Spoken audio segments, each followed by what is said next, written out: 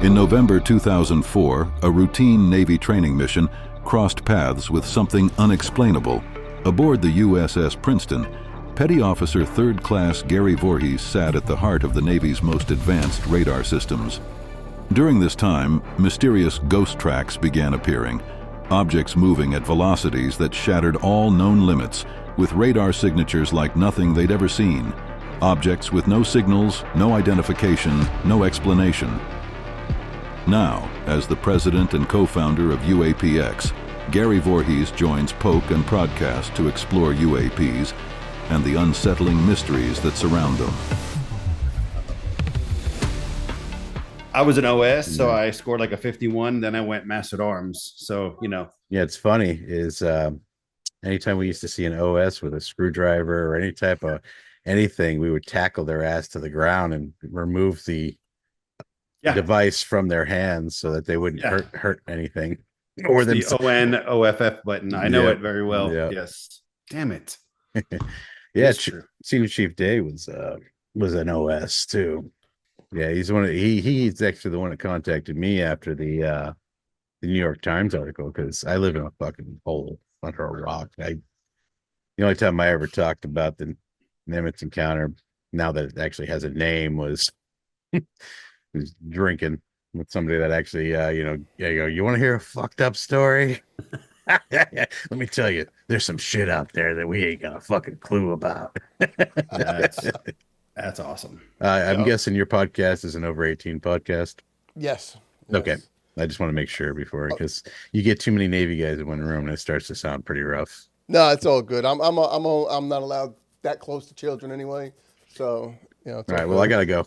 It was nice to meet you, gentlemen. So I'm guessing you were at least a chief. Yeah, I retired as a senior chief, Master Arms. All right. Yeah, retired about. So you decided to take it easy? Ago. Absolutely. No more sea time. 5 years of sea time. Yeah. I have 14 years overseas, but I was done. The 8 years I did, it was all sea time. Yeah. So Princeton and what else? I was just short duties in school, and then the USS Princeton, and then forward deployed. Where were you forward deployed at? Fujar. Oh, okay. But not for very long. My EOS was pretty quick. Then I got back, and I was just kicking rocks in San Diego for quite a bit. Good old TPU.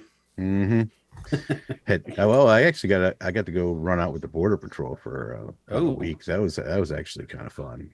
That is. They get you all locked and loaded, and if you got the certifications and the training with that BBSS, they just like, here you go. Here's weapons, ammo. So you were seeing aliens, but a different type of aliens. Yeah. We were. Yeah. It's a nice hoodie, man. I tell you, it's good quality. Yep, that UAPX. Well, I tried to pick, like, because I have to wear pretty much all the hats when it comes to everything, because everything's volunteer and there's only like 8 of us. So you got nobody make. Yeah, so so if there's something messed up on the website, you can guarantee it was me that messed it up. You have Kevin Knuth. Kevin Knuth, yep. Knuth, right? Yeah. Yeah, Master Shadagas. Yeah, we had Kevin on about a month ago, I think. Yeah, about a month. Yeah, I saw that. He's a super nice guy. Really nice guy. Very intelligent. I like him. And then he had mentioned he worked for NASA Ames. Yep. Yeah. Believe it or not, he was actually medical before he ever went into physics. Wow. He's had like 3 different careers. He's got it's ridiculous, that guy. He put me on to the Tedesco brothers. Yeah. They really surprised me with they just did some they just published some papers, and honestly, bravo, gentlemen, bravo. I only know them through other people talking about them, so I don't know them from a hole in the wall. I know I've talked to them at like the SCU conference, because like I tell you what, if you want to know and rub elbows with like anybody in the actual field that's doing real research in UAP studies, that's the conference to go to. Yes, that's the SCU conference. Where is that usually held? Usually it's up in Tennessee. Okay, I got a friend who lives there. So Mike, we're going to Tennessee. Yeah. Definitely. Go check out the SCU. They're people that work pretty tight with UAPX all the time. Matter of fact, one of their board members is actually a member of UAPX too. But yeah, check them out. They do really good work. They got a lot. If you ever want to see in-depth real analysis by like actual professionals, PhDs, stuff like that, they've got a lot of work that they've already done on current cases. They did a great job on the Nimitz encounter, calculating, based off of the information that they do have, basing it like taking like our testimonies, all the people, the pilots, us, all the guys taking all their testimonies and basing it off of those numbers. So as long as those numbers are all correct, then it's all a perfect analysis in that respect. If you've never heard of them, you're going to be in for a pleasant surprise, especially if you're into like looking at the science of the subject. They're dead serious about doing everything in a very scientific method. And I don't know every member, but every member I've ever met was pretty solid and legit. That's why I liked Kevin, because he's going over the numbers and this is the speed they were going and this, that, and the other thing. Yeah, he's a contributor to the SCU too also. Yeah, he's like, there's no way these could be made here. He's like, there's no way. Well, I mean, see, that's where me and him kind of disagree. I guess what you would say, I don't have the belief system that the U.S. government couldn't hold these types of secrets for basically two reasons. Because like everybody would say that, once I find out everything, I'll tell everybody everything. I would be right, next day, not even a minute after I find out, I'm going to tell everybody until you find out what it is. What happens if it's something that when you find out, you immediately realize if anybody else found out, that would be the end of everybody's life as we know it, and not in a good way. Like, say we lived in a prison and we're all just happy slaves that don't know we're slaves. But then if we find out, guess what happens? The hammer comes down. Yeah. So a truth like that would easily sway any good-minded person. Okay, either my child could grow up in a world where she doesn't know these things and can live relatively free, or as, a slave, a real slave, where they go ham and they just start harvesting people and doing all kinds of crazy shit, since you already know. So, I mean, there could be all kinds of like scenarios where it would be a secret that is fucking absolutely horrible, that once you find out, you just automatically, you now know why it's been a secret for so long. That's what scares me. Yeah, I've heard a couple of theories and it's not good. You know what? In that case, I do not want to know. I'd rather... that's, and when me going logically thinking about through a lot of this, and it's just a lamesman with, I'm no smarter than the average bear. I'm just normal dude, just trying to think things through with the stuff I've seen. I don't know anything about aliens. I don't know about anything about UAP in general. The only thing I know about is this one thing that we saw on tracked. I know that whatever this object is, it had no wings, no propellers, no heat signature it had a heat signature, but it was just universal. It didn't have like a hot spots, or, the edges weren't being heated up going through the air, because like when you're looking at a plane and planes start going supersonic and stuff, you're still going to see the heat build up along the wing edges. You're going to see the engines, you're going to see the afterburners go crazy as it, hauls ass, and so you're going to see all of that on the thermal. When you're looking at the Tic Tac, there's none of that. None. It's just one universal temperature, whether it's hot or cold. I'd have to go back and really look at the screen to see what ranges they had set up, because you can set a thermal camera up for anything. I mean, I could set it for a range of 100 degrees or 10 degrees, or the increments at which the color gradient goes. So you kind of know how that all goes. But in all situations, if it's only one color, it's only one temperature. Yeah. So that's why people look at that like crappy bullshit little film and they're like, well, it didn't do anything. And I'm like, yeah, that's kind of the point. You know what you're looking at, and that's ridiculous. Yeah, it's not doing anything. It's not a helicopter. It's just Doesn't sitting have there. propellers and it's not doing anything. When you first saw this, what was on the radar? Because I know you like you thought it was an anomaly and you rebooted the radar or something like that, right? Well, we Or did had we did or recalibrate it. yeah, it's just it's like so we have to run recalibration throughout the systems and make sure that all everything is there's a certain procedures for it all. We bring all the systems down, we run all these diagnostics, then we bring them back up in a certain order, and then we rerun them. And that's basically, basically that's like a Raytheon, or what we like to refer to as a Raytheon reset, where we hit it in the side of the back with hammer, and then all of a sudden it starts working good. But when these things came back, the only thing that happened is the fact that the radar resolutions were sharper. So when you saw this, was it coming off a spy? Was it coming off of your air Yeah. search? Like what? Spy 1 Bravo, Wow. baseline 6.1.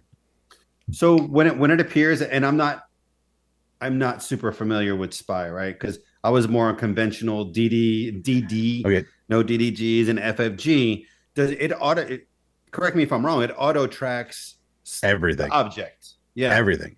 Let me. And Okay, you so can just put your track over it and see what's going on, right? yeah, so Like, so you're not going to see all the information right on the screen. So, but when you click on the icon, yeah. it'll give you all of its flight data. It's IFF, Yep. IFF is identification, friend or foe, Yep. and that's basically every commercial and private aircraft has like a basically a transmitter that transmits who they are and what they are. And of course, there's exceptions to that. Obviously, like Air Force One, it has one, but it's not required to have like a registered flight path or, for obvious reasons. But there's a lot of military aircraft that are the same way. You got a lot of blacked out Blackhawks or blacked out, Apaches and stuff like that have no transponders, or if they do, they're always off. Yeah. Well, these objects they were only doing 100 knots, generally kind of loose formations. There was no real rigid formation. They were kind of always in, like, when I would see them, they were in like twos, threes. I didn't really see any more than that at a time, but I wasn't up there all the time because, being junior, you get kicked out of spaces from time to time. But having equipment there, they basically couldn't kick me out all the time. I'd be like, oh, I got to check out this or that. So, and everything's recorded, if I recall right. Oh yeah, absolutely. And then this was over multiple days. Yeah, once we started tracking the unknown, because we were only out there for Canex, man. So this is basically just for the civilians out there, that it's basically mini war games with planes and things like that, and mostly it's to do with like the air deck. So they're out there with the Marines, get out there, they have fun, they go blue against gray, they're doing all these different scenarios. It's basically scenario play. And we were also testing out CEC. We were the very first battle group to have CEC. Everything was a prototype on our ships for CEC. So what CEC is a cooperative engagement capability system. So it makes us a joint battle group with one picture of the battlefield rather than having all individual pictures. And also it allows the ships that are on dock to participate using the data from the ships that are currently out there. So instead of having their picture encoded, they turn their picture off, turn ours on, and it's like they're with us. So they can participate in the Canex without ever leaving the dock. And we actually had 2 ships doing that. As a Chosin was still dockside. So, did you see it with both on radar? Were you able to see it with your naked eye if you were out on so deck? it was at a heck of a distance. So the only time you could really see it and know that you were looking at it is when you'd see a very, very faint dot on the horizon. And of course that could be just about anything. But for me, I'd go down to combat, I'd check which is bearing, elevation, distance. Then I'd get up there and I'd try to look in that direction. Of course, sometimes you get there, you see the dot, but you don't know if it's a fishing trawler on the coast. If there's a lot of to our north of us in the channel, there's oil platforms too. So there's always lights on the oil platforms too, and they're a heck of a distance away too. And so, but every once in a while you get a dot and it would just go, or it would go sideways really fast, or it would just disappear. And I always assumed anytime any of those three things happened, I was looking at the object that we were tracking, and at the point, that's when I started getting, okay, well, let's go down to combat and see if they're still tracking this thing. And then, of course, I go down to combat, and they're like, "Oh no, it just disappeared off radar." And that's like, yeah, I know why. Because it went faster than we could track it, which is ridiculous. Ridiculous, yeah. Yeah. So the primary difference between the radars the chief worked on, talking about you, Mike, and like the spy radar is, so a conventional radar has like some type of parabolic dish or a bar, which then it shoots out a wave and it's turning and catching that wave, and then it's just shooting these waves as it's turning. So it's physically turning. Spy 1 Bravo is made up of a X amount of feed horns permanently attached to the sides of the ship in four hexagonal platforms, and each one of these feed horns can individually turn in a 360-degree turn, or in like an arcing. So, and each one of them has the capability of tracking an object. That's interesting. So I didn't actually know that. Yeah. Well, when it's doing its sweep, it's actually only activating however many it needs to do the sweep as it's rotating, and then receiving in any of them that's not being used to send. Wow. So hence making it a ridiculously fast radar. So they estimated some of the speeds at over Mach 25 that we were actually tracking, because as you know, as the speed increases when we track something, no matter how fast, you only have the frequency at which your beam is being rotated around. So that's going to be how there's going to be a max speed that beam will be able to acquire before you start missing information. So then it's moving faster than the beam can turn. Then all of a sudden it's starting to, that track starts getting farther and farther and farther. And so you start to blip, blip, blip, blip, blip, and then it goes blip, blip, gone. That's generally how it goes. So, and I mean, same thing happens on the standard radars too. Yeah. So these things were going so fast that from start to finish, that last little blip part with it doesn't exist because of how fast they can travel. That's crazy. But I'm sure we're building them in a hangar somewhere. Well, you know what? That brings up a thought. Okay, so I'm not. Oh, look, I'm shaking my camera. I'm not sure how much you may know about the 6th generation fighter that we're developing. It's almost done. I got one in the backyard. I have got no idea. I do know that they have phased array radars on them, though. So I don't know about the radar, but like these things have drones that will fly with them. So it communicates with all the drones, and they all communicate so it gets more information from the environment, and it could get information ahead of the airplane, of the fighter.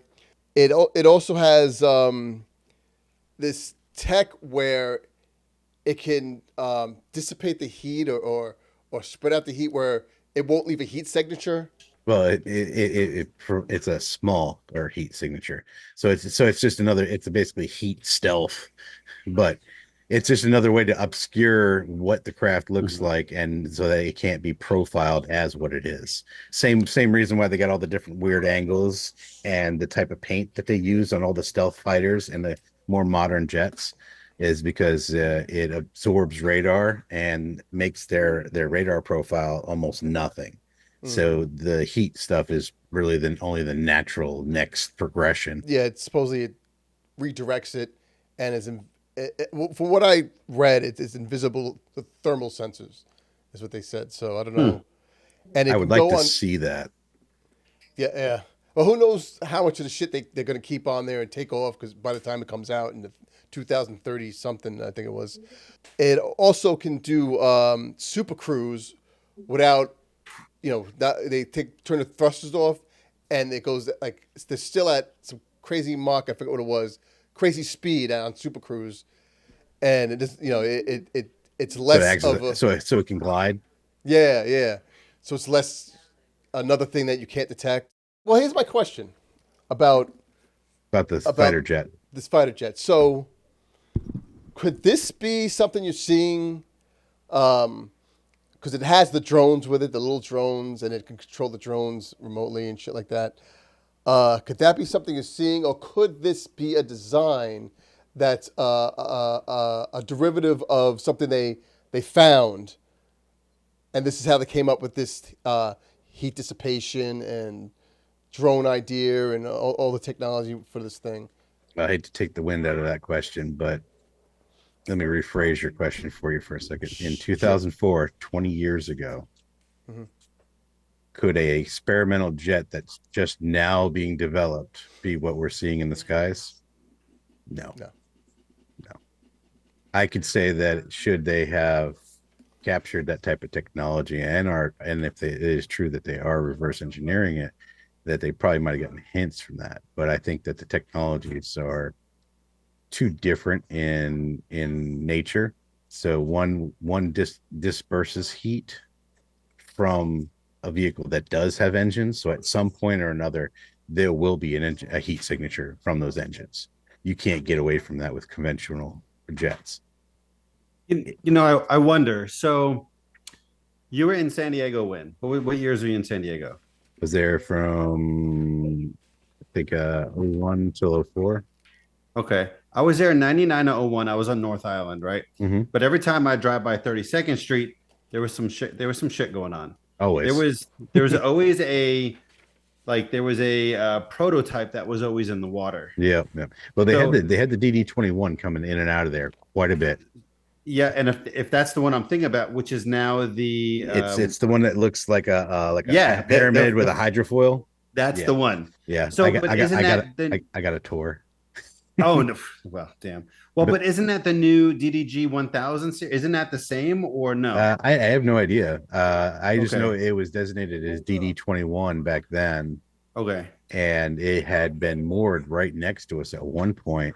Okay. And after BSing with one of the guys on watch, I was able to kind of get a little bit of a tour. They didn't bring me, they brought me up on it, and I got to see the rail gun and some. So Rob, just think about this. It was a ship that looked like a shadow. Oh yeah, it was a stealth. Yeah, ship. And that's 20 years ago. It's 20 years ago. Image of that? I feel like that's something that I've seen. Is Here, it possible the image could be out there? Oh yeah, I'm sure there is. I feel like I've seen that. Because it's been out. It's been around for so long. There has to be. Yeah. What was it called? DD-21. DD-21. Let's see if I can find a picture. I mean, that was like super secret squirrel stuff. Nobody would ever talk about it. Yet there it was, pure side. Oh, wow. Believe it or not, they don't have any. Oh, that's the 1000. You're right. The 1000, right? Yep. That's what they're calling it now. That's what I was saying. Is 20 years ago is the new destroyer. Is the new DDG 1000. Yep, that's the same ship that yes. That's the very same ship that was moored off next to us, but it was solid black back then. Absolutely. Yeah. So now that's what I'm thinking, right? So 20 years ago, they were working on technology that is now current. So that's why I'm like, to Rob's point, I mean, it's probably a little. Well, all right. So there's a big difference between black project tech and commercial project tech. Okay. So give you an idea, like drones, right? I was a part of 2 different drone programs, one of them being the WASP program. Now that one's declassified. Yeah. It was one the Navy was running. We were using them for surveillance on ships we were about to board. Yep. And I got to be one of the drone pilots for those. And that was those were being developed by a company called Air Environment.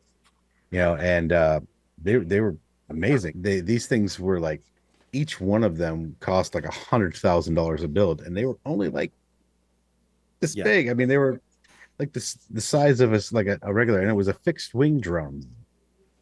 I remember those. You couldn't see them. They were like this light yellow color. They were made of carbon fiber. and they had these at the time state of the art liquid lithium batteries, which now are in like everything. Everything. But basically, they were they were one of the first people that were shaping batteries for the devices rather than just getting a standard battery and using them. So they had a remarkable flight time. They were very light. The picture quality on the camera systems was amazing at the time, and so I mean, and then 15 years later, I'm watching a tech show and they're like showing this as it's new technology, and I'm like, no. So think of everything at least at the very minimum 15 years behind whatever you see on just commercial stuff. Sure. So now if they are re-engineering stuff for off of like alien tech.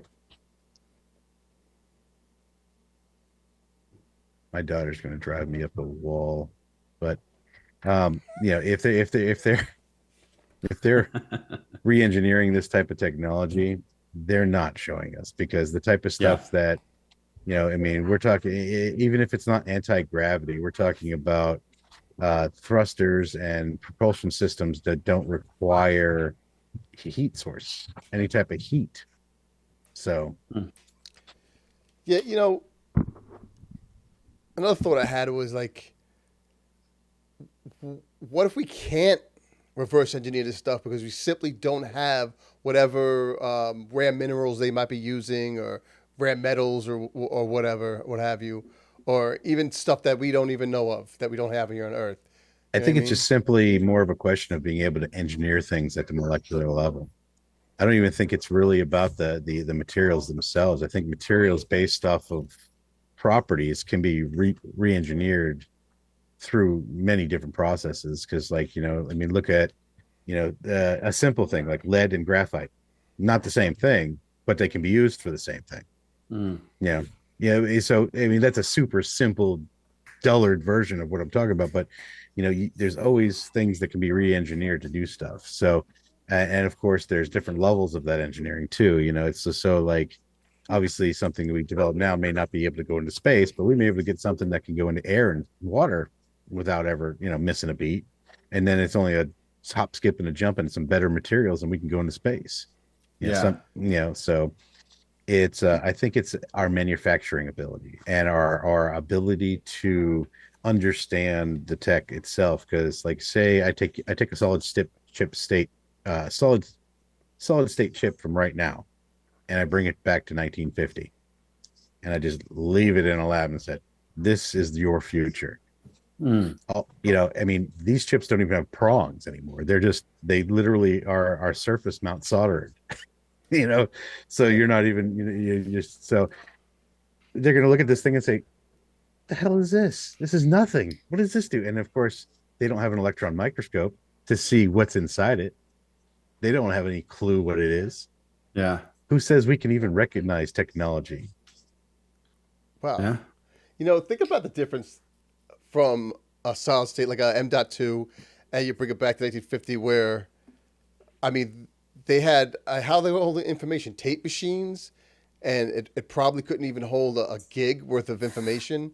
And now gig, you're talking way too much, bud. Yeah. My very first computer, I had 32 megabytes of memory, and that was so expensive that my friends thought my dad was wealthy, but really his company bought it because of his job. Like, they thought we were like, my geek friends thought my dad was like some big baller that had millions of dollars. And that was 32 megabytes for the hard drive. We're not talking the RAM. The RAM was like nothing. I mean, it was like calculators. This watch is like 35 million times more powerful than my very first computer I started really ripping apart and being a tech guy with was a Tandy from Radio. And Mike's like, yeah, you old fuck. Oh, we're all about the same age. I mean, so yeah. So I mean, it's so ridiculous where we've come from just when I was a kid. I mean, but then again, any technology development is always going to be exponential as long as we keep finding the loopholes or the next trick, or and it's like now we have a couple of different alternatives, but we're hitting Moore's law. Moore's law. It's been dead for about a half a decade, maybe a decade, from what Matthew Shadagas, one of our scientists, he's the one that pointed this out to me. He's like, do you think anything's gotten better or faster? No, they're just piling more chips on things. They're just adding more to it, so that we've gotten as small as we can get without what they call quantum tunneling occurring. And that's where the electrons literally just fly out the side of it because it's so small, So that's really the wall that we've hit, is that we can't go smaller with the tech that we have. So all we can do is just pile on more chips and more processors in these spaces. And so that's the only thing that, like, your laptop from 5 years ago is only better now because they put more processors on it, not because the processors are faster. And of course, they do have the architecture. So the way that they put these things together is now the trick. How are we positioning things? How are we making them process things in parallel to each other, making the load less on more chips so that it seems faster? So yeah, me thinking of fucking chips now, because I was going to build my daughter a computer, and I'm like, man, does it really matter what I get now? How old is she, and what is she using it for? She's 24. She's gonna use it for gaming and streaming. All right, i5 depending on like how serious she's gonna be for that type of stuff. An i5 with a 3070 would work perfectly. I don't know too much about the Intel. Now, I was looking more at AMD. Now she wants to go posh, and you're gonna be you're gonna be daddy points. Roll with the i9 and get her a 4070 for a video card and call it a day. I was actually looking at a 4070 for her. I actually got a 4080 in this thing. Well, the 4070 will pretty much run just about everything, and the only time she'll have real hard problems is if she throws everything on full ultra and tries to do it on like I'm using a 49-inch ultra widescreen TV right now, or it's the Samsung 49-inch. Okay. Curved, and I have some trouble. I've actually got a 2070 that I'm running everything on, because this is when I bought this, that was actually brand new. So I've had this computer for, I don't know, too long. But it's I'm right at the wall right now with the launch of Black Ops 6. Black Ops 6, I had to actually kind of dial it back a little bit. And I'm glad you brought that up. You see, Mike? This is what I know, man. I was telling Mike last night. I wrote it down. He's supposed to. I tell you what, Mike, I don't know what kind of games do you like? No, I play none. Well, that's the thing. I was telling last night he's got to get into gaming. Are you like a completionist? Do you like do you have like collections of shit? I'm assuming so. I'm looking at your background. Yeah, pretty much. Go play a game called Once Human, and Once Human.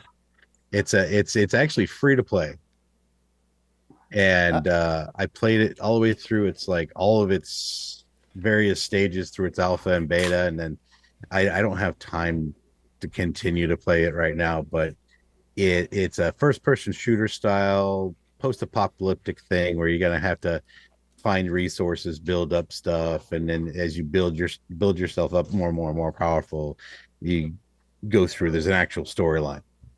Okay, so that's what I liked it, because it had an actual storyline, and like you can mod your guns, you got to make your own ammo, it's just like everything builds on each other. So awesome. And then of course there's a wipe every once in a while, so you have to be like, oh motherfucker. I stopped on the first wipe because I didn't have time to keep rebuilding. But it was that was the last game that I played that was like amazing. So that's a single person campaign, or can you do multiplayer too? It's an MMO, so it's a multi-massive. Oh, okay. So like you're on a server with a whole shitload of other people. Yeah.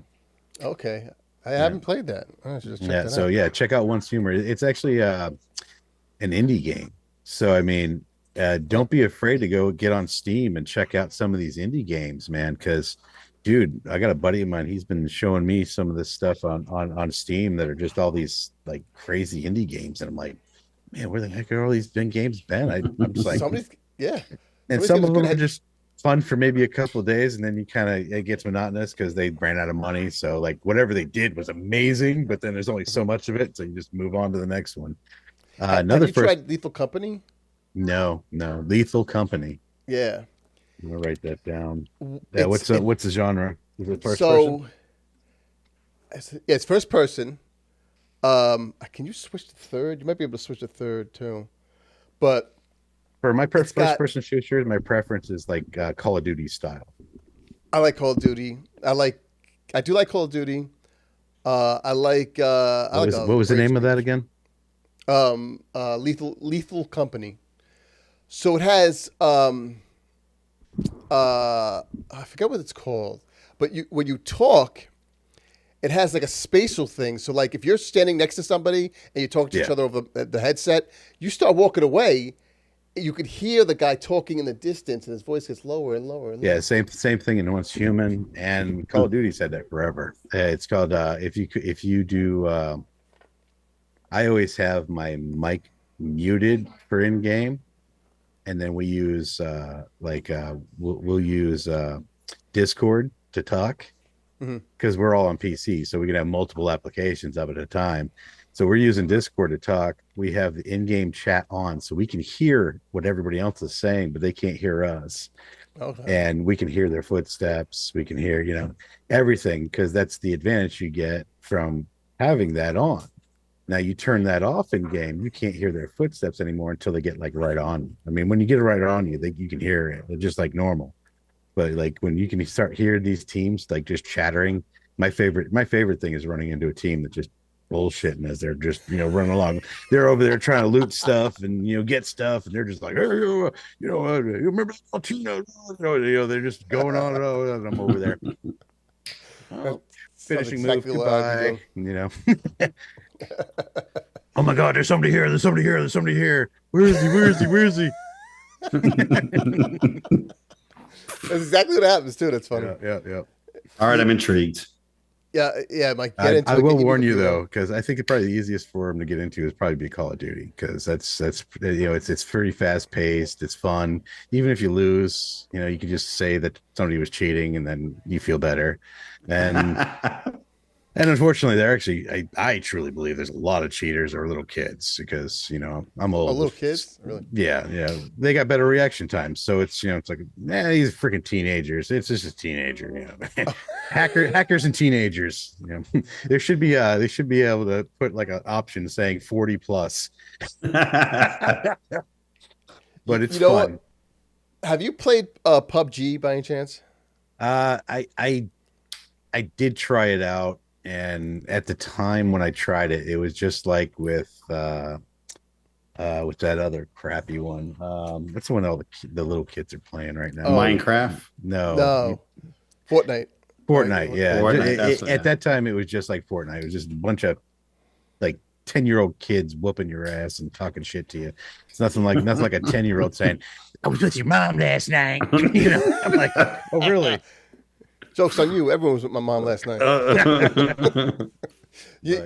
I mentioned that because there's like a Facebook group, PUBG Dads. So you don't have to deal with the kids. You just join a group of other dads, and then you play with them and shit.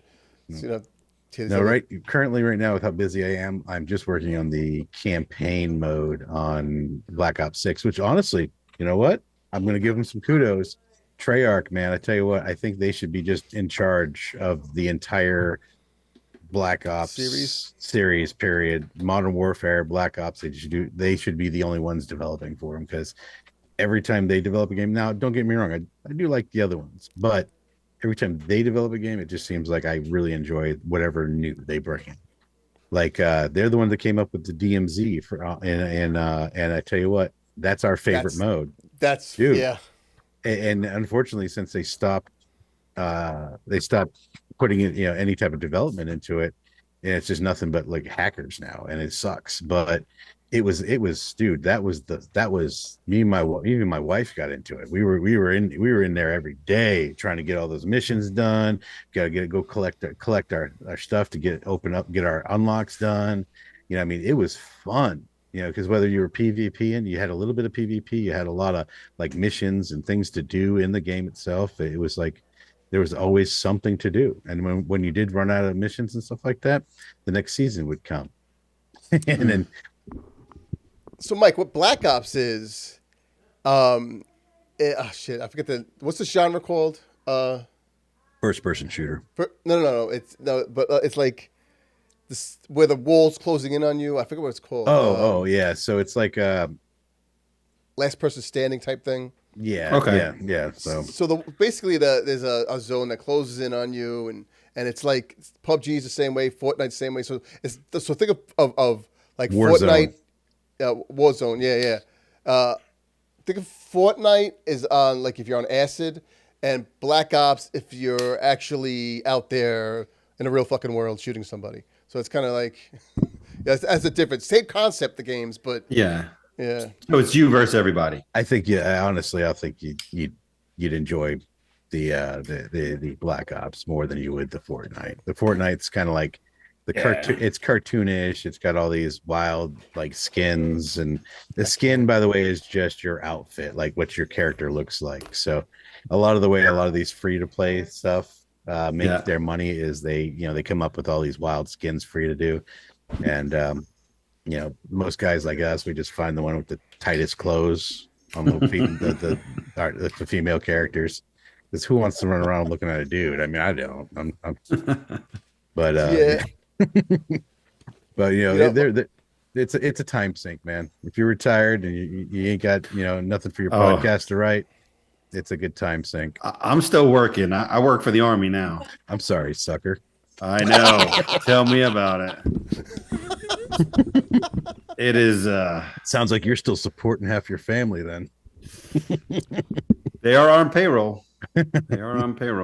Yeah, no, I like it though. I mean, I run a project out of the Pentagon, Andrews, Tinker, and then Fort Sam Houston here in Texas. I knew I smelled some of that federal funk. No, I'm a contractor though. I'm a contractor. You didn't shower. Yeah. So being a dirty contractor is better? Yes, it's a lot better. Yeah. Hey, Mike, tell us something about those black projects. Yeah. He ain't got no clue. He wouldn't be So on you're here. talking about. So the only one I just closed out was Radio in a Box going to Lithuania. It's all about Project Truth. I mean, I don't really know the ins and outs. All I know is I know how much it costs, and I know it's closing out on me, which is good. So, but I don't know the other stuff. I'm staying where I'm at. I'm keeping to myself. I get along with the contractors better than I did the I always cringe when they send like Navy out to fix something of mine. I'm like, I tell you what, I got a hammer right here. Don't bother sending them.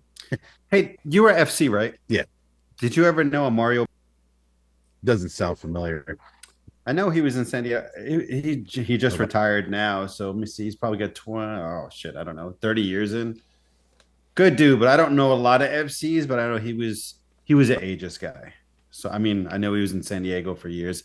Figured him shot in the dark. Yeah, when it comes to fire controlmen, Aegis are the Navy SEALs of the fire control community. Yeah, we've got it's only because literally the entire Navy was built around the most advanced weapon system on the planet, which is the Aegis weapon system. Yeah, facts. Yeah, the Iron Dome was actually based off of Aegis technology. Iron Dome rears its head again, Rob. I mean, that was a long time ago. We talked about that. Yeah. I mean, can't. That's basically just a land-based version of the spy system. Yeah. And it's movable. It's mobile. Yeah. Right? You can if you want. Yeah. It's that we put it on ships, so it can move. Fuck you both. Oh man, that's too. So, funny. I'll take it back to the. You're gonna get about 10 minutes of useful fucking stuff on it. That's cool. It's cool. Taking it back to the Tic Tac incident. So David Fravor was part of this thing, right? Yeah, If I he's got that actually right. he's the only reason that Kevin came out publicly, and that was the premise at which Kevin called me and said, "Hey, we got to come out and support this guy because we know what he's saying is true." So that's Kevin exactly why I Day, came. right? Yeah, Kevin Day. Yeah. So he said that it seemed like these things were interacting with something underwater. I like I said, different jobs, different Different. places.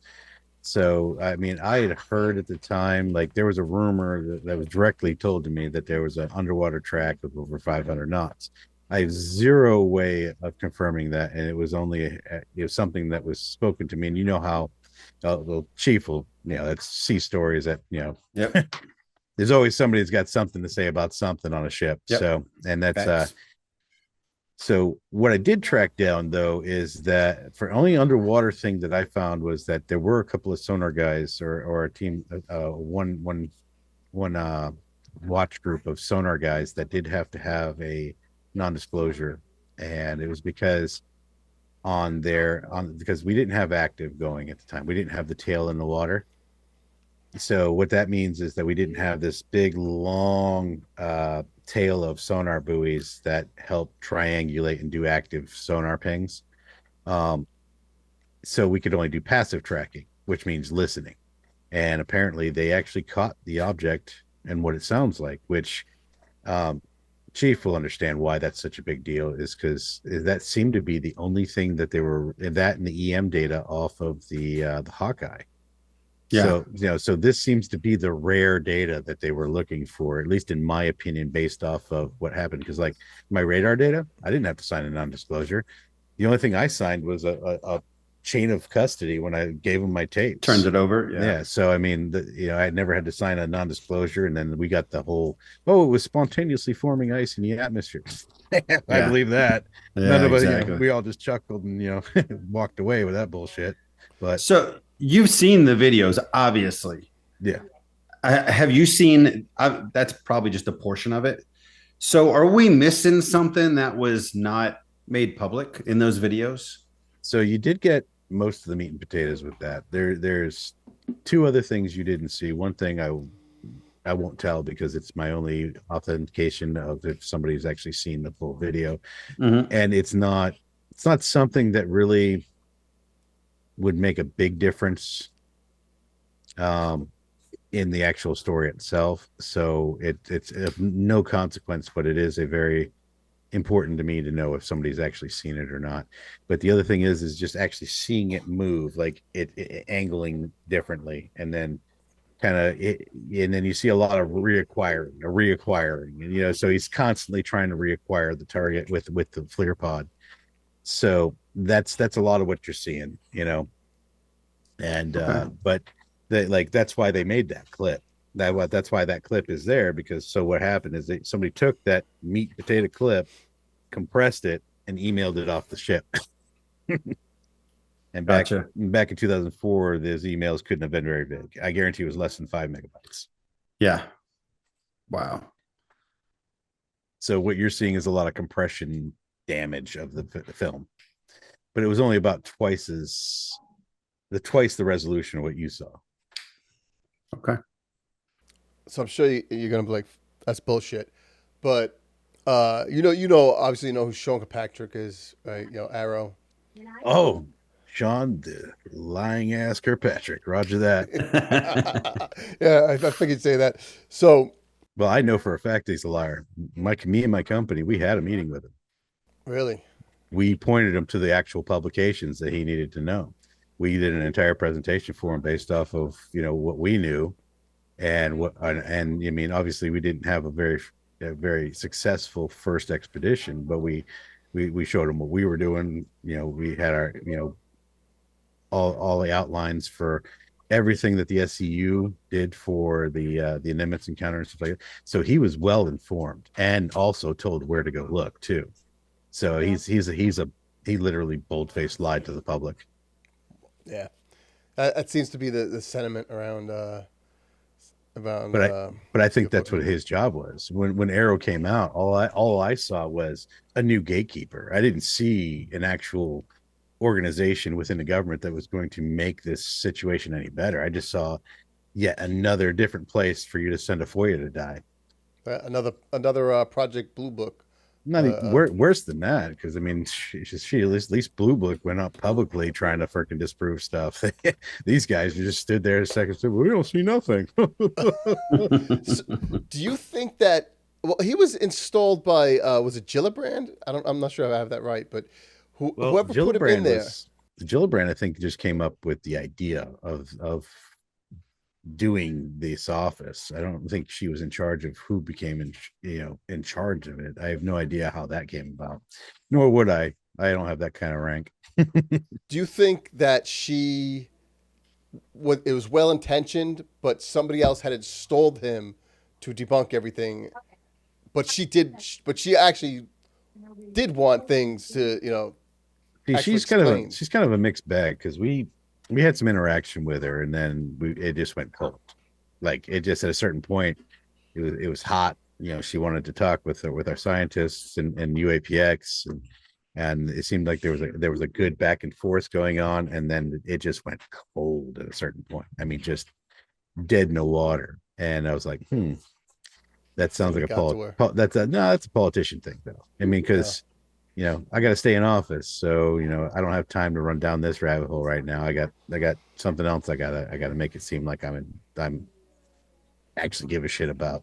Yeah, I don't trust any politicians, so I don't.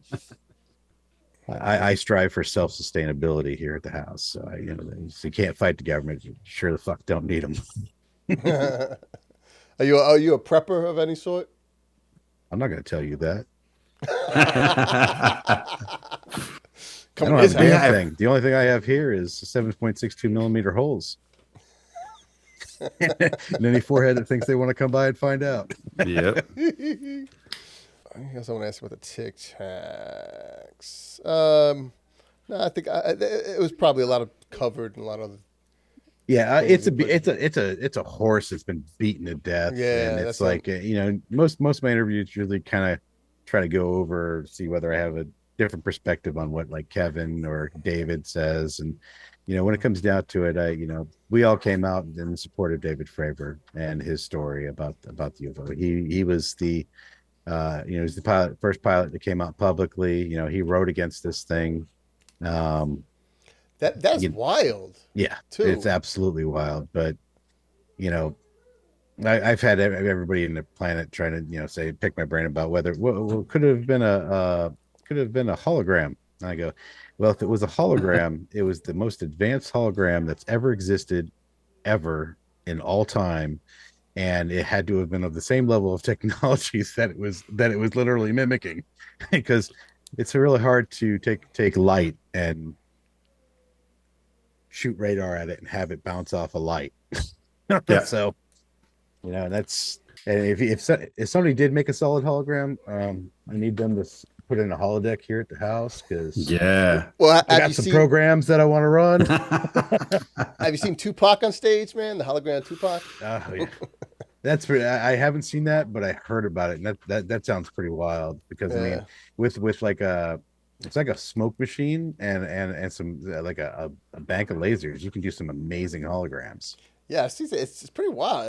It looks real, honestly. They did one with Prince too. What? Didn't they do one with Prince? Didn't they do one with Prince? I think so. Well, since all the greatest stuff has already been done, this is the next form of entertainment. It's kind of like with you ever watch Futurama? They got all the heads in the bottles. Yeah. Well, instead of heads in the bottles, we're gonna have holograms. It's like, I can't wait till I can go, see an original Pink Floyd, concert. Yep. In its entirety from like, the early 70s. That would be amazing. And I hope that happens, because they need something to keep us interested, so we don't know what they're doing. I mean, why not? If they could put a hologram of Tupac, why not the entire? I don't see why not. All I'm saying is, if they're going to keep doing this illusion of freedom, they need to make the freedom look better. Yeah. Because this gas prices, grocery bills, all this shit. It's like, not for nothing, but at least the monkeys get fed, right? Yeah. You know, I'm hoping that I don't want to get too political here, but I'm hoping that Trump, because he's not an insider, and Elon and the other people who I don't know, RFK seems more like a fucking insider, but I don't think he's that kind. I'm hoping that they change the way things are, Vivek, even Ron Paul was talking about getting on the team, and he's like a big small government guy, a libertarian. I am also a libertarian. Oh yeah, me too.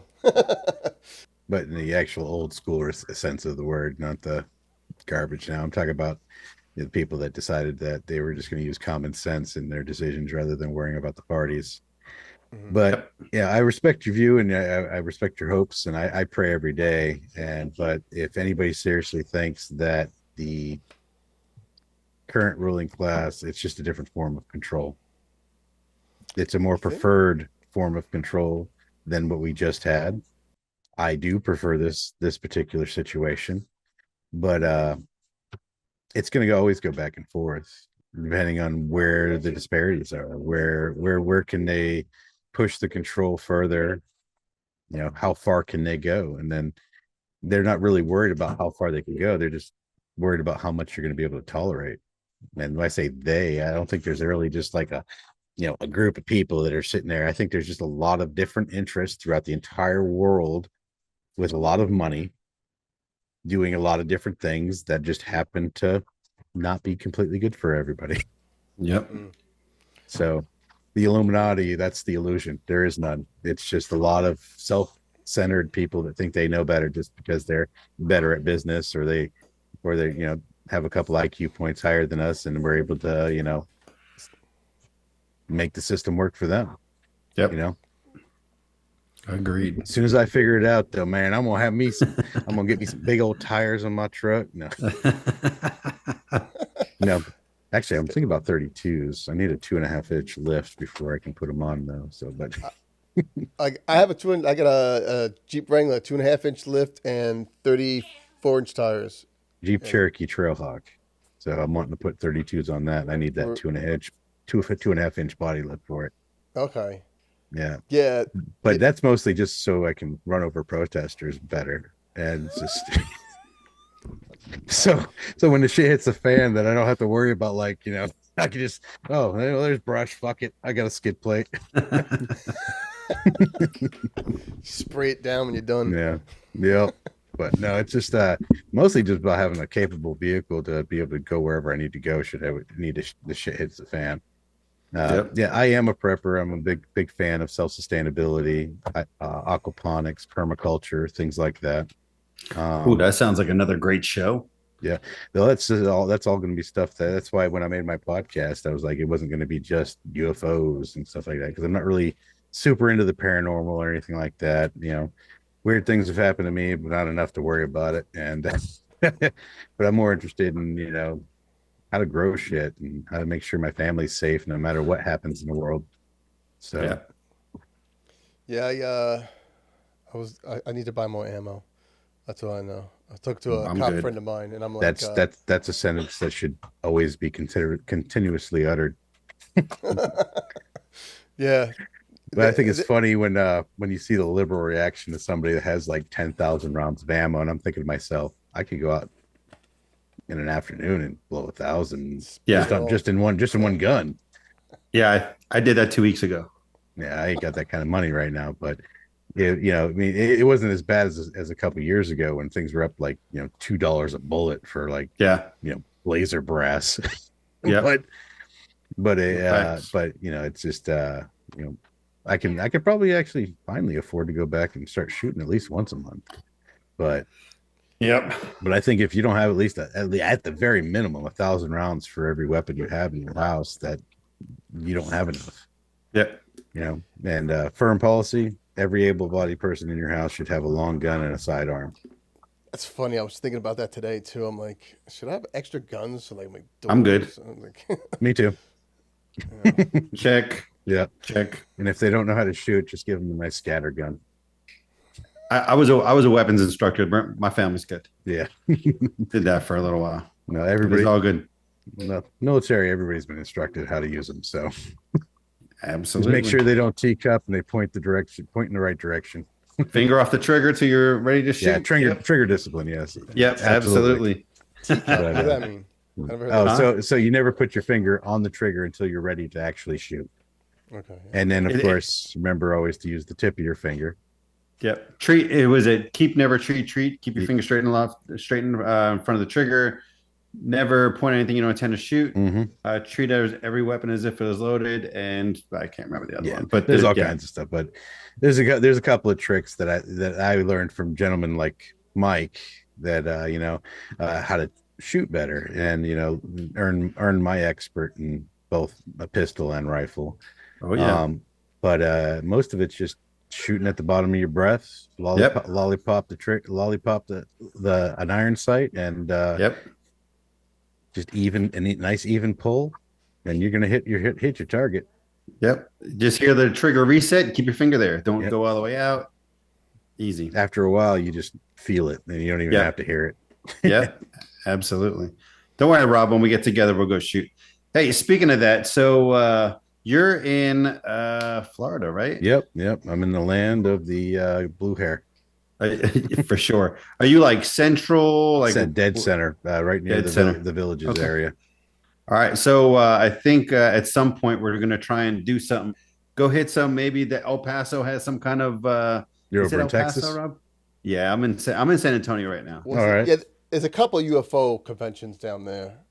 So I think we're going to try and get together. The conventions are a rough sell for me, because like our first public speaking thing, Kevin and Jason and me and PJ, we went to that thing out in Nevada, and I mean, dude, not for nothing, I'm not a big fan of the like I said, I'm not really into the whole, paranormal thing. A lot of the paranormal stuff, and I don't know whether a crystal can heal you or not. I know they look cool, but but all those vendors and just those eyes of people that are just like, I'm going for the entertainment value. You gotta go tell me the truth. You gotta tell me the truth, man. You know the truth. And I'm like, okay, there's advanced craft in our atmosphere. Well, what else? I go, that's it. That's all I know. Leave me alone. And I started a company to try to figure out what they are. How the heck did you guys, like mesh? Because it's like, it was a glory hole incident. Yeah, Mike, a little less teeth, thanks. Yeah, they're shaved down, right? No, I'm just kidding. Mike's over there used to being on the other side of the bulkhead. Yeah, so Rob and I have been friends for 30 something years. Yeah. Wow. So we were friends in high school, and then he went to the Navy, and I was still getting in trouble for a little while. And then I went to college for television and radio production, and then I went into media, and he's a lifetime Navy guy. He was an operator. Yeah. And then we kept in touch here and there. Yeah. And then a couple of years ago, I'm like, hey Mike, why don't you come on for an interview? And because I was starting the podcast up, which I've putting that off for like 15 years. I really should have started. Oh, dude, I did the same thing. It was like 5 years before the first episode of mine came out. We're just on. I think we're hitting episode 6. I'm actually doing a special episode on Monday about obviously Veterans Day, but my hot topic items, PTSD and suicide prevention within veterans. I'm actually gonna have a kid that just got out, been through some shit himself, that he's coming on with me, and we're gonna go ahead and chat about that, and trying to bring a little bit more awareness to that whole thing. Because it's just rough, man. Some of these guys get out so messed up, and it doesn't matter whether you're throwing freaking Kit Kats in a vending machine, or you're blasting people in the face. They train emotional response right out of you. So you get back to the States, and you're looking at the people that you love, and you are feeling things. little bit more muted, or sometimes in certain people's conditions, you're just dead to it. You don't feel it.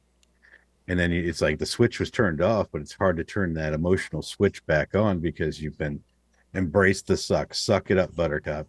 Yep. Fucking, operation first, Hurry up and wait. Hurry up and wait, you get this done now, bitch about it later. It's always just suck up your emotions and bitch about it later. So it really doesn't matter where you're at. Some people have it way worse because then they add trauma on top of this.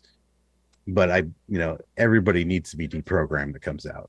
And I know a Master Chief that unfortunately last year, took his own life. And I mean, the guy, I'll be honest with you, he was a professional ass sitter his whole career.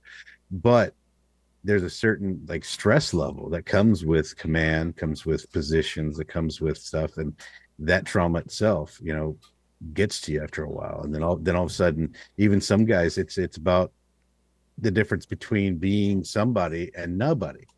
It's like when I was in the service, I may have been an E4, but I ran the most advanced weapon system on the planet. I could fix just about anything. I was important. And then I have to go to work for a cable company that I'm working on something that's about as advanced as a fucking calculator. And then, and I got some asshole that barely knows his job telling me what to do. And I've already figured the whole system out. I could fix it all the way back to the head end, the computers that run the damn thing. And I'm over there putting fittings online saying, yes, ma'am, no problem. Everything's going to look clear when I'm done. It's such an easy job. It's ridiculous. But I'm nobody. I'm fucking nobody. Nobody gives a shit that what I did in the service. I launched 15 Tomahawk missiles. I did this, did that. All that stuff means nothing to anybody outside the military. So you're on this, I'm somebody here, to who the fuck are you and why are you talking to me? You need to just do your job and shut up. That's hard, especially because you fought for everything you had while you were in. It's like you don't just go from just because you get ranked doesn't mean that you get the accolades and the acumen and the way people treat you. It's all earned. When people see certain ribbons, when people see certain things on your uniform, it's just like, oh damn. Or especially when you see a Mustang or you see like an old warrant, and it's like, man, don't fuck with these guys. So those guys, Robert Pryor enlisted, that went to the officer ranks. So they're crusty. Yeah. So they went almost all the way through all the regular ranks, and then they started as an officer. Yeah. Yeah. I agree. Yeah. Mustangs are basically line officers, which are people that are in command of things. And they, he goes, you have to be, I think you have to be at least a chief, right? E7. Yeah. So you have to go all the way to E7 at the very minimum. And then you have to start back at 01. Yeah. But you're still being paid pretty well because you're 01 with like 12 years or whatever. Yeah, absolutely. And then warrant officers were a special type of officer, which I don't think they actually do with them anymore. They do. Yeah. Do they? Okay. Yep. Well, they basically a lot of engineers became warrant officers, but they were you're in so long there's nothing left for you, so that you become an E rank rather than anything else, and it's just another class of officer. I think the best representation of like the Tic Tac encounter or the Nimitz encounter is probably Dave Beatty's version on YouTube.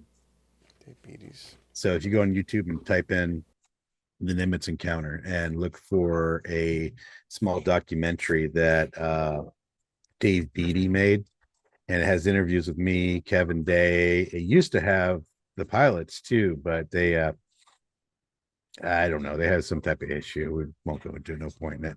But one of our CTs was one of the people that I was most interested in. He actually came on record too, and that's pretty rare to find a CT that would come on record. So that's a crypto technician. Yeah, that's what my youngest is. Actually, he's here. He came in from Pensacola. The guys that run CES, which is basically it's a small, almost the most top secret room on the ship. Yeah, we only had kind of ish. Yeah, nobody's allowed to go in there. Like it's the type of room that when like me that had a top secret SCSI clearance would have to walk in, they still have to put sheets or stuff over the monitors so that I don't see what's going on. So they're the ones that receive all the message traffic that's from the stuff that's being relayed, stuff that's being sent to us. So all the message traffic that comes through that ship goes through that office. So it's beyond top secret. I mean, it's just So ridiculous. my current is top secret SCI. Wait, there's a cosmic. That's my current clearance. Yeah. It's a cosmic, and my son is the same way too, which is just as a contractor, it's very uncommon to have that access. Well, it's only granted for special access. So it is. I'm the facility security officer too. Yeah. So it kind of helps. Very, very rarely would you get a clearance that's just a blanket clearance. So like top secret is called a blanket clearance, but then you have specific types of top secret, like like you said, cosmic or SCSI. So I had SCSI because my equipment was specifically a top secret, and it had to be a little bit above top secret just for that specialization. I could know everything about that equipment, but that's the only thing I had the need to know for. So that's why I always kind of chuckle when I hear somebody say, "Oh, I have SCSI top secret clearance," and I'm like, "Okay, what specifically did you have the need to know?" Where's the need to know? Absolutely. Yeah. That's why I laughed when Fravor was like, "Well, if anything happened, I would have been told about it." And I'm like, "Really?" You kind of weren't my chain of command, guy. Yeah, that's true. And he was on the carrier, so for sure. Yeah. I think anything to do with his strike group, absolutely. He would have been notified about it, but the event itself, when it comes down to it, he's just a driver. He's a top-notch Top Gun pilot. Absolutely. I mean, it's like having your best guy that does the best at driving that plane, but you're not going to have any special access to knowledge, I mean, unless it has something to do with your particular situation, which kind of just blew my mind with that guy. But that's a pilot for you. I mean, I don't know anything about pilots. You guys it's like an inside joke with fucking pilots. They act like they walk on water. They have that's just. But they fly in air. To be fair though, anybody that can operate a vehicle at Mach speeds and be functional, sure, I'll go ahead and give them the pass on that. Yeah. I mean, I would never do it. Could never do it. Like, no, I'm good. But yeah, for sure. I mean, they're a special breed. There were a couple other things I want to touch on. As long as I don't need a doll to show where you're touching. What? Show on the doll where I did not like the touching. But okay. Nowhere. So you heard about the drones that flew over Langley Air Force Base? I think it was earlier this year. Yeah, I caught some of those bylines. So they confirmed it. The White House spokesperson confirmed it, and I mean, these things were flying over, sensitive airspace, and they didn't fire on them. They didn't think they were threatening. What do you think these things were? Well, I think if they were conventional aircraft, they would have fired at them. And if they were something that they could actually fire at and scramble a jet for, they absolutely would have. I think that just like in our situation, we did an interrogation, but we didn't do it with weaponry. We didn't go out there looking to shoot them. And I mean, we were tracking them for, like 6-7 days, and we didn't fire a shot at them. So I think it's just a situation of they already know that they can't do a damn thing to them. Well, and what kind of craft would you fire on that would be a danger to the local population? Because that was really their excuse, if I remember right, that they didn't fire on them because that it might have been, if they went down, it might have been a danger to the immediate population. So that means it had to have been a larger craft. Because if it was just a drone, I mean, come on now. I mean, even a commercial drone, I could take my shotgun out, shoot it down, and if somebody gets hit in the head with it, it might hurt them. And if it was high enough and heavy enough, it might do some damage. Maybe might get a little gashed, and some man candy where you're like, yeah, this is back in 80, back in Nam, I got this one, But what kind of ships would it be that they wouldn't fire at? So I mean, they if they're commercial, they had to have been larger crafts. I mean, we're talking these had to be like predator-sized drones for them not to shoot at them. It's odd because, I mean, what does the regular person think about this? Like, wait a minute, this thing's flying over like airspace that they shouldn't be flying over, and we just let them fucking do it. You know, if they're like a normal person, maybe not even considering it's NHI or something. Well, it's China and Russia. Why are we not stopping them? You know, it's a weird fucking thing that they admitted and then kind of let it go, and people just supposed to sit here and wonder what the hell's going on. Yeah. You know, Yeah, that's honestly why I think a lot of these, they should have EMP guns on these bases installed, because, say we got a drone coming over the top of us, you hit it with an EMP, it'll drop right there. You don't have to. You can actually almost dictate where it's going to go. Because with the EMP, all the motor controls stop, everything stopped, and it just goes down. And it dies. So if that's what we're dealing with, is a drone tech. But what I got a feeling that we're dealing with, if it was like what we tracked, there was nothing they were going to do to it anyways. Why waste the ammo? I mean, did they report speeds or descriptions of them at all? Because honestly, I didn't read into it too much. They said there was as many as 17 that flew over Langley Air Force Base, and they said that I guess the commander or whoever the head person was, he had the authorization to shoot them. He just decided not to because they weren't threatening. Yeah, no, that's not a thing. If it's flying over the base, it's threatening. Yeah. Because even with operational security, they should have shot it down. Because I mean, it doesn't matter what's going on the base. All the operations going on that base, if they're being monitored from the air in an airspace that's controlled, why aren't they engaged? Why weren't they at least interrogated? Because I mean, they could, if they had thrown up planes, interrogated them, and then said they weren't a threat. Okay, roger that. I'll back off. I'll bite. But nothing. Yeah, but just to do nothing and just say, well, we didn't really feel like going out today. It's kind of a little cold out, I mean, I had the wrong shirt on. I forgot one of my badges, so couldn't get into the office that day. Whatever their excuse is that that's like Ryan Graves. That's his big beef. It's like, these are operational issues. These are operational problems. These are a threat to our operations. So why aren't we openly investigating them? I mean, I'm sure that they're investigating the hell out of these things, but why aren't they being open about it, so that the transparency is going to go a lot farther than trying to keep this all under wraps, because it's going to end up being worse in the long run, especially when it ends up being 99% of this shit is benign.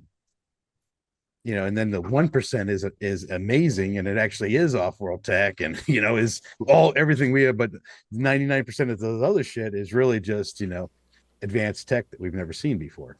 Yeah, and Graves has his thing is that there were close calls. There were close calls and things, and what happens to these pilots. And I'm 100% behind Graves and his any way I can support him or his activities in flight safety for all these things. But this is operational safety too. You can keep specific details under wraps. Like when I talk about my system, I can't talk about its true range. I can't talk about any system patches that we might use. I can't talk about a lot of operational stuff when it comes to it, but I can still talk about what it can do. It can track periscopes on the top of the water. Not too many radars can do that. So I mean, so anybody asked me what the resolution with of our radar was. Well, I can't specifically say to exactly what our resolution was, but we can track periscopes, if that makes you feel better. So when they say, well, maybe it was clutter, and I'm like, well, we can differentiate between the crest of a wave, a periscope, and a hypersonic vessel with no wings. Could you tell if it was Mike in the water doing a naked backstroke? No. See, that's going to be hard because of the reflection of all that white belly. It's the white ass you got to worry about. It's not the belly. It's Nah, the white ass. I hear it's so covered in hair that it'd probably be harpooned. No, not this one. It's like a Smooth. You said what? Just don't go swimming near Japan, okay? We don't. Been there, done that. I'm good. We don't need you harpooned. No. Drawn in for some soup. No. I spent too many years over there. I'm good. I survived. So let's just touch on UPX. I don't want to leave without talking about that. What your mission is and everything that goes on with that. So UAPX, it's a company we started. Me and Kevin Day started it. He's actually the one that came to me to start the company, which I was like, I got shit to do, and I really didn't do anything with the company for about the first year. Then once we all did get the ball rolling, we were able to get a pretty decent team together, a group of scientists and Kevin and some engineers and a couple other people, some lawyers and some looky-loos. So once we did get the ball rolling, we were able to do a documentary, which everybody is called A Tear in the Sky. That was a documentary about our first expedition, which we learned a lot of hard lessons with. Lesson 1, don't trust Hollywood. Lesson 2, don't work with Hollywood. Lesson 3, use better equipment. It was very dramatic, that movie. The documentary. God. Like it was like almost like a what do they call it? A reality show. What is that? Nobody knows. Nobody's ever done this as far as I know. It's a huge amount of work, a huge amount of data and equipment that has never been done. Whatever this is more complex than we could ever imagine. This is a first. Let me put it this way. It is way more mild than it was supposed to be. And I say, it's like you take the first 10 minutes and toss it. Take the middle, enjoy yourself. And that like 10, 15 minutes, just toss that too. But we're so far out now at this point. I really don't care. I'm not burning any bridges. People involved already understand I was not happy with the situation with that. But in respect though, we can't be too upset with it because it got our name out there.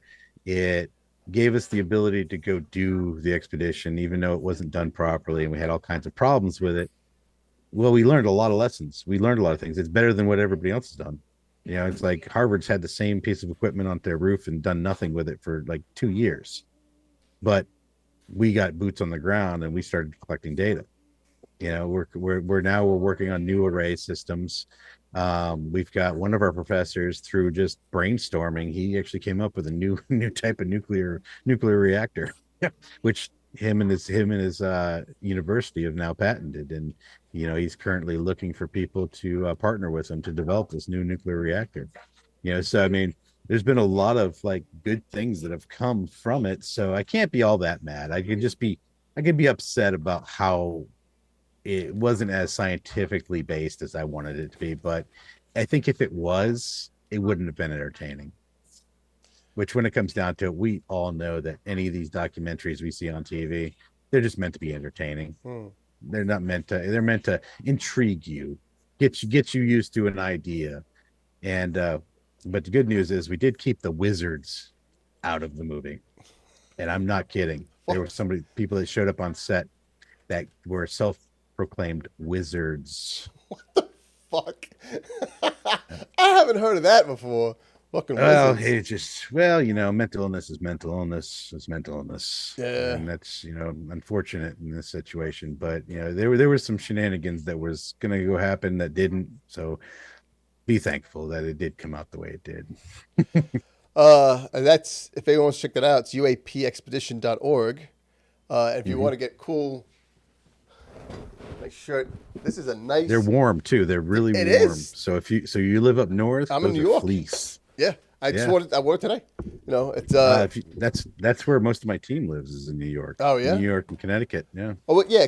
Kevin's up in Albany. Kevin and Matthew are both in. 3 of the scientists are up in Albany. Okay. And then I got Ben, the engineer that I do my podcast with. He lives up in, I think, Connecticut. Okay. Yeah, he's got his own plane and stuff. He flies around and stuff. Damn. He's a cool cat. Have you worked with the Tedesco brothers? No, I've talked with them at the SU conferences, and they've told me about their bus thing that they got going on, and I thought it was pretty neat. And we at that time we had our truck that we were trying to work with, but that ended up just kind of blowing up in our face. But Yeah. but it wasn't our specific truck. It was one of our team members' trucks that we were going to try to turn into kind of like an expedition vehicle. It just didn't work out.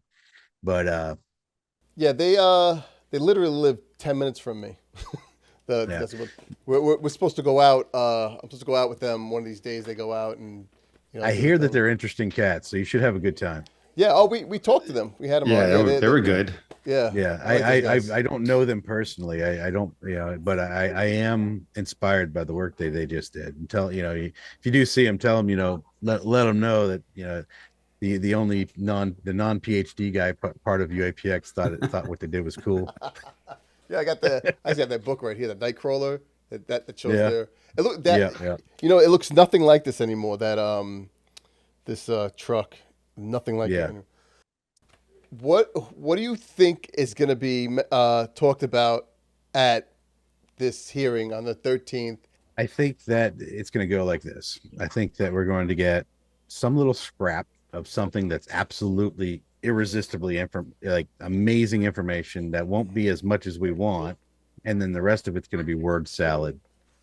So a bunch of and that they're going to have another classified briefing afterwards, and that's where all the meat and potatoes is going to be. So they'll give just like with all the other hearings, I think it's just going to be a little bit of interesting, just something just kind of be so everybody can get on Twitter and say, "Whoa, did you hear what they said about this?" And and then what do they mean exactly by this and this and this? Notice how they didn't say it this way or that way, and that's what it's going to be. And the one thing that I can hope for is that in the closed meetings, that they really, really, really harp on the overclassification of a lot of this information, because I think that that's going to go a long ways, especially for groups like mine that can really use this historical radar data, the historical EM data. Basically just all of the data that they have on these objects. If we had real scientific historical data that we could extrapolate on, the amazing things that my team could do. So instead, what we have to focus on is building our own and replicating the same data that the military has, which is, I'm probably death's door away from before my company grows big enough to actually replicate government data. But that's my eventual goal, is to be able to hand this off and be able to, have this idea and the company grow into the gold standard of UAP research. That's why we're in it for the long game. That's why, for a while you saw a bunch of stuff on, we did a lot of social media and stuff like that. And as you can tell, I don't do a whole lot of podcasts anymore. I mean, I just kind of started doing them again, especially since I did mine. Mostly just I have a little bit more free time, but we just went head to the grindstone. Our first paper, our first peer reviewed paper in a pretty decent journal is going to be hopefully hitting within the next couple of months. And this will be one of the best peer-reviewed article in UAP research because of the journal that it's going to be in. Because basically, how scientific research goes, well, what journal was it in? Was it in Nature? No, we didn't put it in Nature, but we got it in a really good one. So there's a lot of back and forth, but what we're really after is that academic level research. They like the Tedesco brothers, they are academics. They're crazier as all from what I hear, but they are academics and they're trying to do real academic research, which I'm all on board for, and I'd love to see their rig at some point.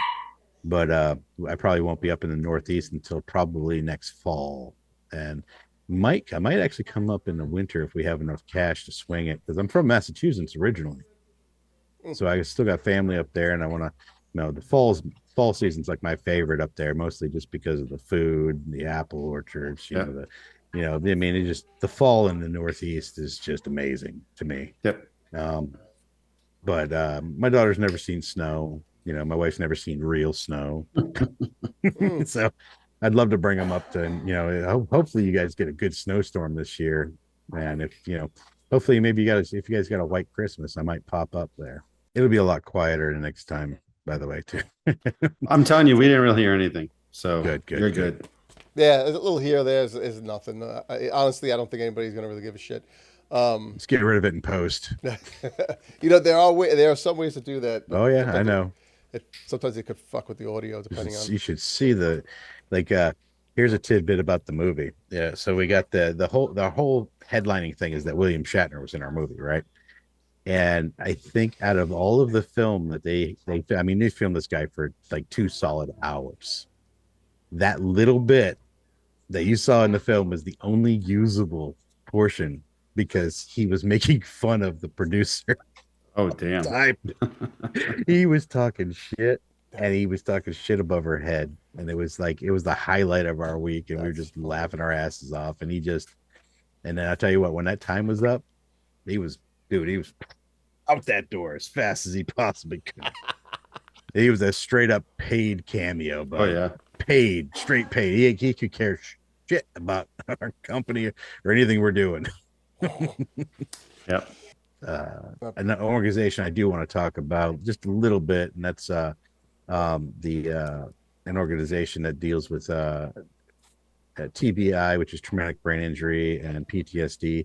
It's a home-based program. Actually, it was based out of Boston originally, and it's a partnership between a hospital and the Boston Red Sox. And what they do is they bring in veterans, everything paid for, and you get a 2-week intensive in inpatient care to teach you how to cope and deal with it and help you, whether it's through medication or medical treatment or anything. And they just run the whole gambit. It's like it should be mandatory for all military personnel when they get out of the service to go through this program. But it's something I highly recommend for anybody that's having anybody dealing with interpersonal relationship issues when they get out. And if they're diagnosed with PTSD, if they have traumatic brain injury from the service, it should be a mandatory for those folks to have to go to this program. And it's called Home Base. That sounds very familiar. I think I've heard of that actually. Definitely. It's a pretty big program at this point. Yeah. So any chance I get to harp about it, I really do, because they really helped me a lot, especially with my interpersonal relationship skills. And I mean, they're teaming with the Boston Red Sox. How can you go wrong? True. I mean, except for when you trade off your only awesome player, Wade Boggs, and go into a slump for fucking years. Rob's a Yankees fan. That's the only reason I said that. But when they traded off Boggs, where do you think I went? Well, I mean, right to the Yankees, since that's where he went. Oh, here we go. That's ridiculous, dude. That's ridiculous. There's no actual need for what you just put around your neck. Except to choke him just like he did in Wait. Yeah, we were doing a little bit of baseball talk this year, and I bought this for the show. It was over there doing weight training, trying to hold the weight of all that shame. Dude, I pulled my goddamn neck out, put that thing on too. Fuck, I'm old. Yeah. All right. Well, I'm really glad that you decided to come on, man. Yeah, for sure. Great conversation. Is there anything else you want to know before you let me go, man? I mean, you just any burning questions? I'll answer just about anything. Ooh. How big? No, other. I don't know what you Navy guys. You're all big enough. Big enough. I'm telling you, 12 inches, man. It's Yep. I keep telling you, Chief, that's millimeters, not inches. Oh, my bad. Hey, boot camp changes everything for Navy guys. Y'all shower together. It don't matter. Yep. Anchors away. Yep, for sure. Don't pick up the soap. Jesus Christ. Edit out. No, keep it in, man. That's Edit out, stuff. Chief. Edit everything Mike said in the entire show. Before you take off, did you hear? Stay. Did you hear about the assassination plot on Moskowitz? One of the guys doing the UAP thing? Yeah, that was just discovered today, apparently. Yeah. So when you get off, check it out. Oh, geez. Check out the. Now you got me stressed out a little bit. You know? Wait a minute, I'm not that important. All right, I'm good. I'm back in it. All right, I'm back, baby. I'll have to check that out because that's kind of crazy. I just saw it a few hours ago. You know, I have gotten like, over the years, I've gotten, every spectrum of email. And I mean, dude, I've been called the Antichrist. I've been told that if I continue down my research, that I'm gonna basically start the end of civilization. I'm gonna let loose hell, and that these are all demons. And it's like, I mean, they could be right. I don't know. I've never met them, so I don't. But that's what Tucker Carlson But thinks. there's a lot of people, dude. Yeah. There's a lot of people that are not stupid, that are not insane or anything. That's what they believe. And I mean, when it comes down to it, it kind of goes into where God's talking about, I created you in my own image. To me, that's literal permission for there to be aliens, because why would he actually discern whether something's in his own image or not if there wasn't something else? And of course, other people are like, oh, well, there's angels and demons and stuff like that. Yeah, I've never seen any of those, but I have seen flying objects. Well, true. True. Not that I don't believe that they most likely exist, but I mean, most likely they're in in some type of parallel existence that we just can't see them. Mm-hmm. And that could be, that I really believe that could be the truth. I mean, there's so much we don't understand. Yeah. Oh yeah, this is a whole nother podcast, by the way. We're actually gonna do a podcast on religion and UFOs. That's one of our ideas. So don't be poaching that shit. See, I'm looking right at you. I don't know a lot about religion. Yeah, no worries. All right. Right. But if I'm made in God's image, he's one ugly motherfucker. That's all I'm gonna say. Wow, you take a compilation of all of us, and that's all right, gentlemen. All right, man. Thank you.